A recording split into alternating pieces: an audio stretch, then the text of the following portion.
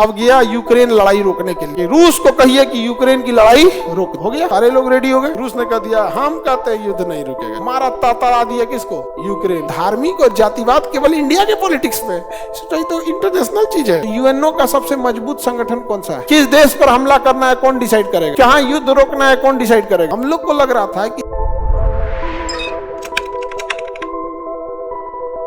America ने पहले जो यूएनओ बनाया गया, इसका संगठन मजबूत किया गया कि सभी लोगों को क्या कर दिया? महासभा का सदस्य बना दिया। महासभा का क्या बना दिया? सदस्य।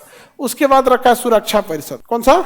सुरक्षा परिषद। सुरक्षा परिषद सबसे मजबूत संगठन है इसका, सुरक्षा परिषद। इसमें टोटल जो है 10 + 5 टोटल 15 सदस्य हैं। कितने सदस्य हैं?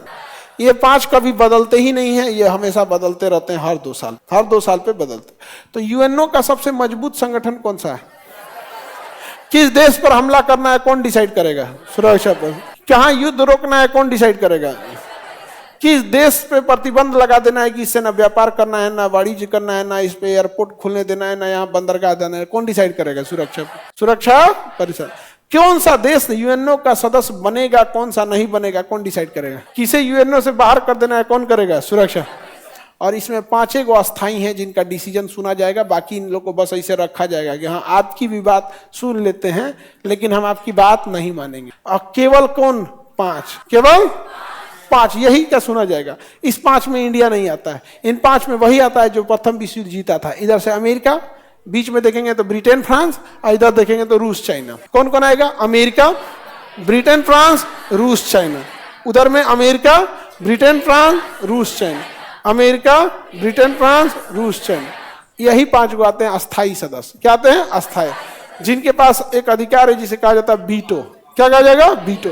वो किसी चीज को रोक सकते हैं, प्रस्ताव को रोक सकते हैं। समझा गया कि नहीं? अब समझो, जैसे किसी युद्ध को रोकना है तो सुरक्षा परिषद के लिए 1 मिनट का काम है। उस युद्ध को रोकने के लिए प्रस्ताव जाएगा यूएनओ में। अगर इनमें 5 में से किसी ने मना नहीं किया, यानी 5 हाँ कह दिए, तो युद्ध रुक जाएगा। अब गया यूक्रेन लड़ाई रोकने के लिए कि रूस को कहिए कि यूक्रेन की लड़ाई रोक दे। हो गया, सारे लोग रेडी हो गए। लेकिन जो वीटो पावर है वो किसके पास है? रूस के पास।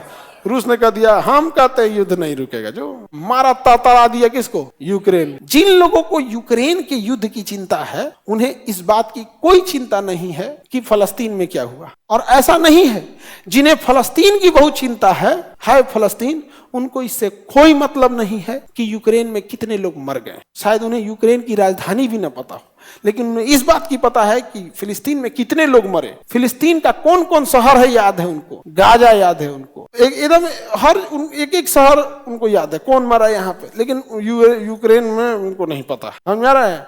मतलब आप समझिए, हम लोग को लग रहा था कि धार्मिक और जातिवाद केवल इंडिया के पॉलिटिक्स में, तो इंटरनेशनल चीज है। इंटरनेशनल चीज है, समझ रहे हो?